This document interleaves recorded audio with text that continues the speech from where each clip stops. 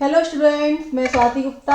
आज मैं आपको क्लास 8 की एक्सरसाइज 18D सॉल्व कराऊंगी।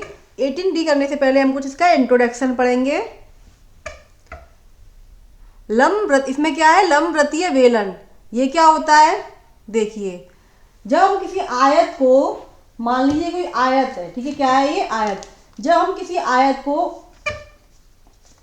इसकी भुजा को इस तरह से घुमाएंगे, हम ऐसे घुमा रहे हैं इसे, तो हमें क्या मिलेगा? हमें एक बेलन प्राप्त होगा। लंबवृत्तीय बेलन प्राप्त होता है। क्या प्राप्त होता है? लंबवृत्तीय बेलन। जब हमें किसी आयत को, ये मान लो ये आयत है, ठीक है ना? क्या है? आयत है ये। क्या है? आयत। इसकी भुजा को हम एक स्थिर रखकर घुमाएंगे ऐसे, तो हमें क्या प्राप्त होगा? हमें एक लंबवृत्तीय बेलन प्राप्त होता है। क्या प्राप्त होता है? बेलन प्राप्त होता है हमें, ठीक है ना? अब देखिए, इसकी परिभाषा हम कैसे बोलेंगे? किसी आयत को उसकी एक भुजा के परत घुमाने से बने ठोस को लंबवृत्तीय बेलन कहते हैं। कोई आयत है, हम इसे ऐसे करके घुमाएंगे, इस तरह से घुमाएंगे, तो हमें क्या प्राप्त होगा? हमें एक बेलन प्राप्त होगा। क्या प्राप्त होगा? एक लंबवृत्तीय बेलन प्राप्त होगा। तो देखिए, इसमें क्या क्या होता है। ये चीज़ें क्या है? ये बेलन का आधार होता है। नीचे गुस्सा है ना, गोल गोल सा, क्या है ये बेलन का आधार है। गोल है ना, ये बेलन का आधार है। और ये यहाँ से लेकर यहाँ तक क्या होगी? इसकी त्रिज्या होगी। क्या होगी? त्रिज्या आर। और यहाँ पे भी क्या होगी? त्रिज्या आर होगी ये। और ये ऊंचाई क्या कहलाएगी? ऊंचाई एच कहलाएगी। ऊंचाई एच कहलाएगी, ठीक है। तो इसका बेलन का आयतन क्या होगा? बेलन का आयतन होगा आधार का क्षेत्रफल गुणा ऊंचाई। आधार का क्षेत्रफल क्या होता है जी? क्या है? गोल है, तो वृत्त का क्षेत्रफल, वृत्त के आधार का क्षेत्रफल क्या होता है? पाई आर स्क्वायर। ये गोल ही तो है, ये तो ये आधार ही तो हो गया, तो पाई आर स्क्वायर हो गया। गुणा ऊंचाई में क्या है? एच है, तो एच, तो क्या हो जाएगा? पाई आर स्क्वायर एच। तो बेलन का आयतन क्या होगा? पाई आर स्क्वायर एच। ये आपका फॉर्मूला है, इसे आपको याद रखना है, ठीक है। अब नेक्स्ट आता है बेलन का वक्रपृष्ठ। बेलन का वक्रपृष्ठ क्या होता है? मान लीजिए ये बेलन है। क्या है? बेलन है, जिसके बीच का हिस्सा क्या होगा? ये गोल गोल, ये क्या कहलाएगा? बेलन का वक्रपृष्ठ कहलाता है। क्या कहलाता है? बेलन का वक्रपृष्ठ। तो इसका बेलन का वक्रपृष्ठ का फॉर्मूला क्या होता है? 2 पाई आर एच। क्या होता है बच्चों? 2 पाई आर एच। बेलन का वक्रपृष्ठ का फॉर्मूला क्या होगा? 2 पाई आर एच। अब होता है बेलन का संपूर्ण पृष्ठ, यानी कि इसमें हम ये वाला जोड़ दें और ये वाला नीचे वाला जोड़ दें। कौन सा जोड़ दें? ये वाला और ये वाला। तो ये क्या हो जाएगा? बेलन का संपूर्ण पृष्ठ। दोनों तीनों का ये मतलब ये तो है ही, इसमें हम ये भी जोड़ दें और ये भी जोड़ दें, तो ये क्या हो जाएगा? ये हो जाएगा संपूर्ण पृष्ठ। बेलन का संपूर्ण पृष्ठ का फॉर्मूला क्या होता है? 2 पाई आर कोष्टक में h plus r. 2 pi r कोष्टक में एच प्लस आर। यहाँ पे आर क्या है? त्रिज्या हो गई। एच क्या हो गई? एच ऊंचाई हो गई, ठीक है। तो ये आपके फॉर्मूले है। बेलन का वक्रपृष्ठ बराबर होता है 2 पाई आर एच, और बेलन का संपूर्ण पृष्ठ होता है 2 पाई आर कोष्टक में एच प्लस आर। अब हम इस बेसिस पर हम एक्सरसाइज करेंगे, ठीक है। पहला क्वेश्चन देखिए, एक वर्गाकार कागज जिसकी भुजा 25 सेंटीमीटर है, उसको मोड़कर बेलन बनाया गया है। बने बेलन का वक्रपृष्ठ ज्ञात कीजिए। तो देखिए, हम इसे कैसे करेंगे।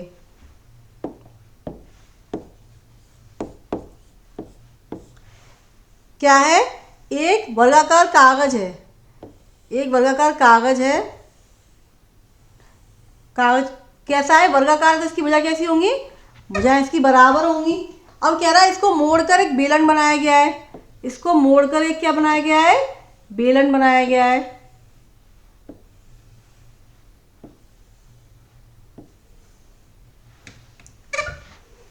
जिसकी भुजा कितनी दी है? 25 सेंटीमीटर।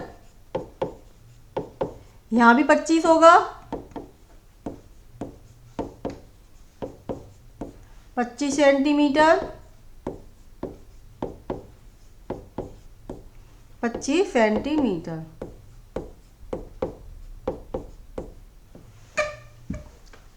अब इसे मोड़कर हमने क्या बना दिया? बेलन बना दिया। तो बने बेलन का वक्रपृष्ठ ज्ञात करना है हमें। क्या बात ज्ञात करना है? बेलन का वक्र पृष्ठ ज्ञात करना है, हमें ये चीज़ हमें ज्ञात करनी है। तो देखिए हम कैसे करेंगे इसे, देखिए हम लिखेंगे वर्गाकार कागज की भुजा बराबर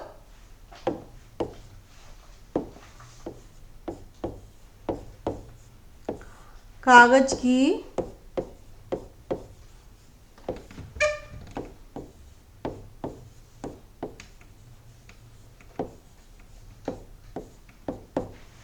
पच्चीस सेंटीमीटर।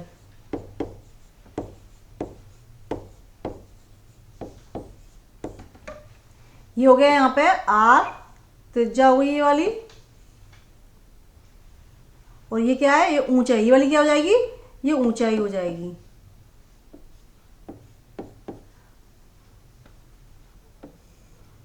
ऊंचाई भी कितनी होगी, ऊंचाई भी इसकी 25 ही होगी, ठीक है, ऊंचाई भी इसकी क्या होगी, 25 सेंटीमीटर ही होगी। अब ये क्या होगा, बेलन के आधार की परिधि है, ये क्या है, ये परिधि होगी, ये भी क्या होगी, 25 सेंटीमीटर होगी, ये भी क्या होगी, 25 सेंटीमीटर। अब क्या कह रहा है, हमने क्या लिख दिया, वर्गाकार कागज की भुजा बराबर 25 सेंटीमीटर। अब उसको मोड़कर क्या बनाया गया है, बेलन बनाया गया है। तो बने बेलन का वक्र पृष्ठ ज्ञात कीजिए। तो हम इसमें लिखेंगे बेलन की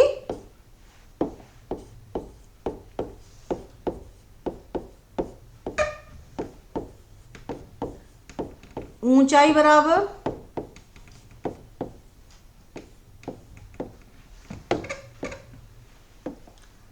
h बराबर 25 सेंटीमीटर।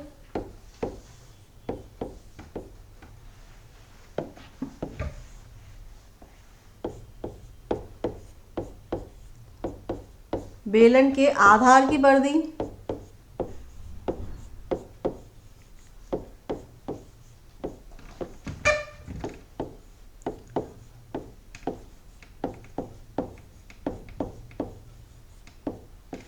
टू पाई आर बराबर 25 सेंटीमीटर।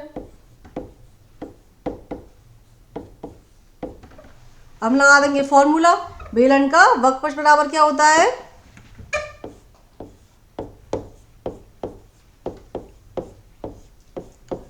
बेलन का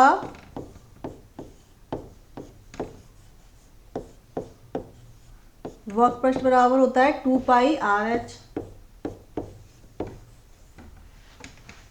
2 पाई आर एच। तो 2 पाई आर कितना दिया हुआ है, 25 है, ये कितना दिया हुआ है 25, और एच कितना है 25 है। तो 25 गुणा 25 कितना होता है, 625 होता है, 625 वर्ग सेंटीमीटर। तो क्या आ गया, बेलन का वक्र पृष्ठ आ गया हमारा ये। तो ये हो गया आपका आंसर।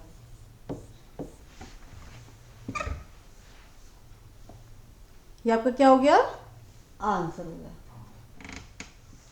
अब हम 18D का क्वेश्चन नंबर 3 देखते हैं। यदि एक रोलर का व्यास 70 सेंटीमीटर और लंबाई 2 मीटर है, तो बताइए कि 50 चक्कर में रोलर कितने वर्ग मीटर चलेगा। क्या दिया हुआ है, रोलर का व्यास 70 सेंटीमीटर और लंबाई दी हुई है, तुम्हें बताना है कि 50 चक्कर में रोलर कितने चक्कर, कितने वर्ग मीटर चलेगा। तो देखिए इसे हम कैसे करेंगे, लिखेंगे हल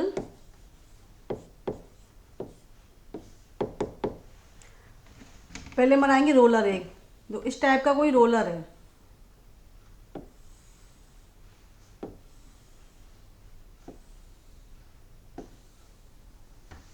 ठीक है। अब इसका क्या दिया हुआ है, व्यास, यानी कि पूरा हिस्सा क्या दिया हुआ है 70 सेंटीमीटर, और लंबाई 2 मीटर दी हुई है, इसकी लंबाई कितनी थी 2 मीटर। तो इसमें पूछा, बताइए कि 50 चक्कर में रोलर कितने वर्ग मीटर चलेगा। पहले हमें क्या करना है, पहले हमें एक चक्कर का निकालना पड़ेगा, एक चक्कर में रोलर कितने वर्ग मीटर चलेगा। तो इसके लिए हम क्या करेंगे, देखिए सबसे पहले हम लिखेंगे रोलर का व्यास बराबर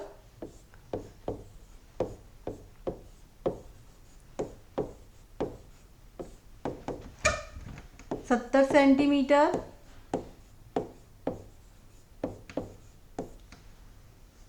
तो R बराबर क्या हो जाएगा, D/2 होता है 70/2, कितना हो जाएगा 35 सेंटीमीटर।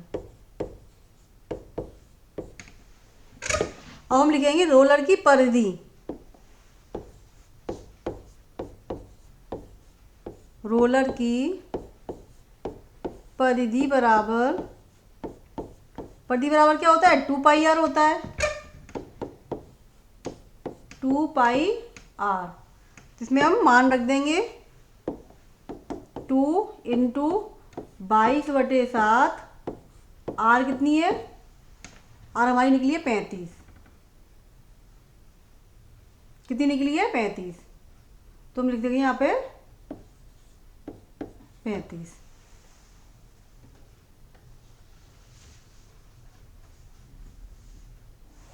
तो इसे हल कर लो, 7 एकम 7, 7 पंजे 35, कितना हो जाएगा 22 दूनी 44, 44 पंजे 5 चौक 20, 5 चौक 20, 220। कितना आ गया, 220 सेंटीमीटर आ गया।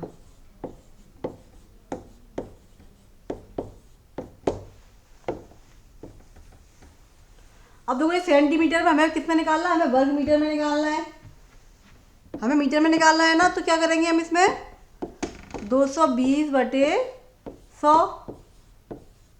0 से 0 कट गया तो कितना आ जाएगा 2.2 मीटर। तो हमने किसमें बदल लिया, एक सेंटीमीटर को हमने मीटर में चेंज कर लिया। अब हम क्या करेंगे, अब हम लिखेंगे चूंकि रोलर द्वारा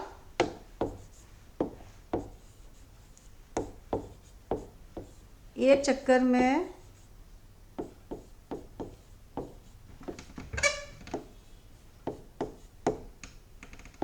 तय किया गया क्षेत्रफल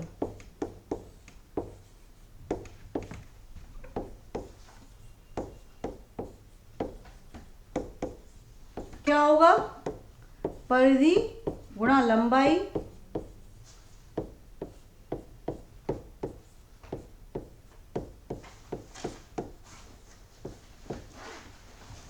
चूंकि रोलर द्वारा एक चक्कर में तय किया गया क्षेत्रफल, जैसे कि रोलर है, हम ऐसे कोई घुमाएंगे रोलर को, हम इधर घुमाएंगे तो क्या होगा, ये एक चक्कर में कितना घूमेगा ये, तो क्या हो परिधि गुणा लंबाई ही तो होगा ये।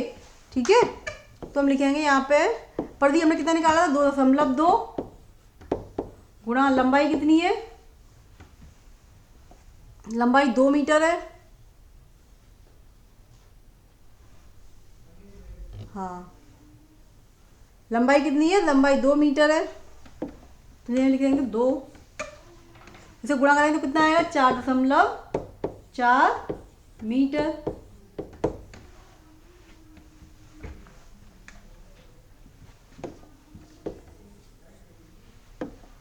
चार 4 वर्ग मीटर, क्षेत्रफल निकाला है तो क्या आएगा वर्ग मीटर।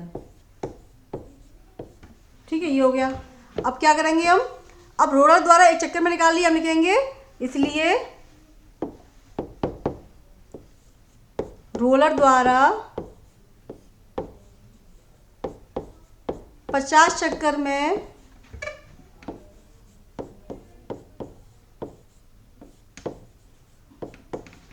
तय किया गया क्षेत्रफल, तय किया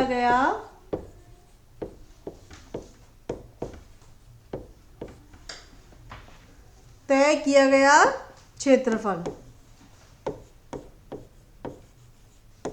तो क्या करेंगे 50 गुणा 4.4, और 50 का इसमें हम क्या कर देंगे गुणा कर देंगे। कीजिए 50 गुणा 4.4, 0 5 चौक 20, 0 5 चौक 20,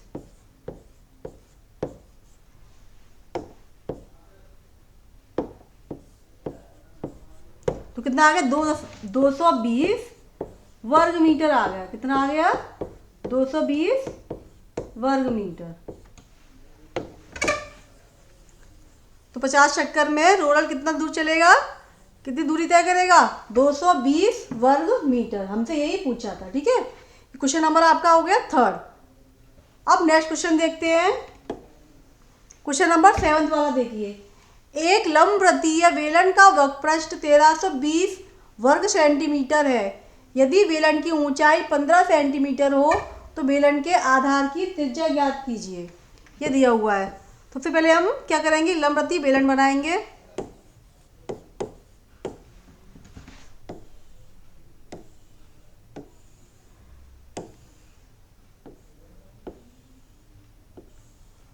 क्या दिया हुआ है, इसका वक्रपृष्ठ दिया हुआ है, यानी कि ये बीच का हिस्सा दिया हुआ है। कितना दिया हुआ है, 1320 दिया हुआ है। ये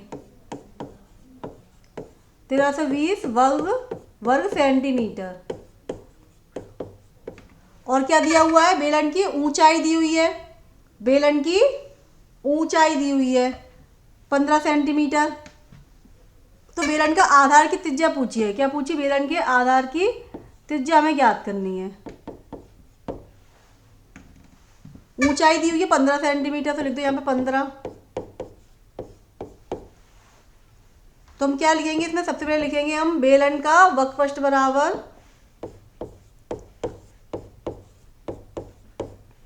बेलन का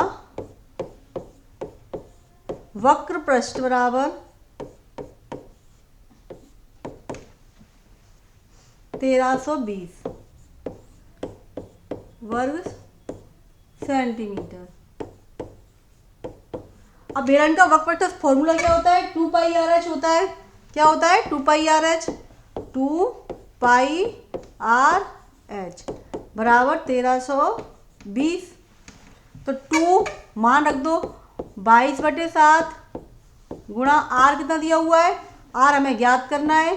एच कितना दिया हुआ है, एच 15 दिया हुआ है, बराबर 1320। अब क्या लिखेंगे हम लिखेंगे आर बराबर 1320, ये गुणा में तो भाग में हो जाएगा ये भाग में तो गुणा में हो जाएगा, ठीक है। ये भाग में है ना, तो किस में हो जाएगा, गुणा में हो जाएगा 7। फिर बटे में ये सब नीचे आ जाएंगे। गुणा में तो किस में हो जाएंगे, भाग में हो जाएंगे। ये हो जाएगा। अब इसे हम हल कर लेंगे। आर बराबर कितनी बार कटेगा, 22 एकम 22। 22 के पारे में 1320 कितनी बार जाता है, देखिए 22 पंजे 110, 22 छिंग करके देखते हैं। 6 दूनी 12, 13, 132। 2 22 छिंग 132। तो कितना आ गया, 60 आ गया। कितना आ गया, भाग करने पर 60 आ गया। तो हम लिखेंगे यहाँ पे 22 छिंग 132 और 0 60। अब क्या बचा हमारे पास, अब ये 2 एकम 2, इसे काट दो, 30 हो गया ये।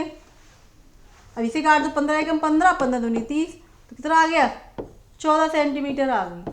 तो जो हमारी क्या आ गई, 14 सेंटीमीटर।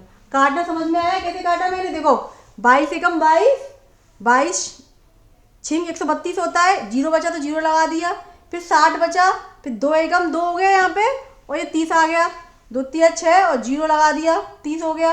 तो कितना आ गया यहाँ पे, 30। फिर 15 एकम 15, 15 दूनी 30। फिर 7 का गुणा हमने क्या कर दिया, 2 में कर दिया। तो कितना आ गया, 7 दूनी 14। तो कितना आ गया, 14 सेंटीमीटर। हमसे यही त्रिज्या पूछी थी। तो आपकी ये वाली एक्सरसाइज 18D पूरी कंप्लीट हो गई है।